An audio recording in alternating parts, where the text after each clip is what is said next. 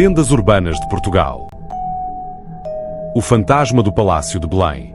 A maldição de um rei insatisfeito. O Palácio de Belém, situado em Lisboa, é a residência oficial do Presidente da República Portuguesa. Contudo, poucos sabem que seus corredores escondem uma história sombria, envolvendo o espírito inquieto de um dos monarcas mais poderosos da história de Portugal, Dom João V. Conta-se que, após sua morte em 1750, a alma do rei nunca encontrou descanso. A lenda diz que, mesmo séculos depois, ele continua a percorrer os salões do palácio, assombrando os que ousam permanecer ali durante a noite. Guardas e funcionários já relataram ouvir passos pesados e, quando no mármore, sentir presenças invisíveis e até ver uma figura sombria de um homem vestido com roupas do século XVIII. Mas o que realmente mantém preso ao Palácio de Belém? A ascensão do Rei Sol português.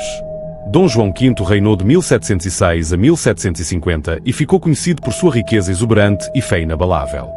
Inspirado pelo luxo da corte francesa de Luís XIV, ele construiu monumentos grandiosos, como o Palácio Convento de Mafra, financiado com o ouro vindo do Brasil.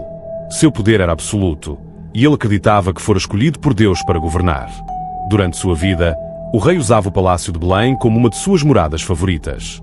Localizado estrategicamente próximo ao Tejo, o local oferecia uma vista privilegiada e um refúgio luxuoso.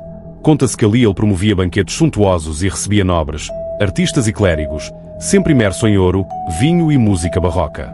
Mas, apesar de suas grandiosas obras e de sua fortuna imensa, Dom João V começou a temer o futuro de Portugal. Ele sabia que sua morte poderia trazer um declínio para o Império e que seus sucessores não teriam sua força para manter a nação próspera. O rei, já doente e desgastado, teria feito um juramento secreto antes de morrer: se Portugal cair, minha alma jamais partirá. Os primeiros sinais da assombração. Nos anos seguintes à morte do rei, Portugal enfrentou tempos difíceis. O país sofreu crises políticas, conflitos internos e o terrível terremoto de 1755, que destruiu grande parte de Lisboa. Muitos acreditam que esse desastre natural foi o golpe final para a alma inquieta de Dom João V. Diz-se que, pouco depois da tragédia, os primeiros relatos sobrenaturais começaram a surgir no Palácio de Belém. Criados e guardas falavam de ruídos inexplicáveis, como arrastar de correntes e passos firmes nos corredores vazios. Em uma noite fria de inverno, um guarda que patrulhava o palácio ouviu o som de uma bengala batendo no chão, um ruído forte e ritmado, como se alguém caminhasse com imponência. Ao se virar, viu a sombra de um homem alto com uma capa bordada e um tricórnio, trajes característicos do rei. Quando tentou se aproximar, a figura simplesmente desapareceu. O homem abandonou o cargo dias depois, recusando-se a falar sobre o ocorrido. Testemunhas e relatos contemporâneos. Até os dias atuais, há quem jure ter sentido a presença do rei. Alguns funcionários que trabalham no Palácio de Belém dizem que portas se fecham sozinhas e objetos mudam de lugar misteriosamente. Um dos relatos mais famosos aconteceu em 1980, quando o segurança que fazia ronda pelo pátio interno ouviu vozes vindas do salão principal. Pensando ser um intruso, ele entrou no salão e encontrou a sala vazia.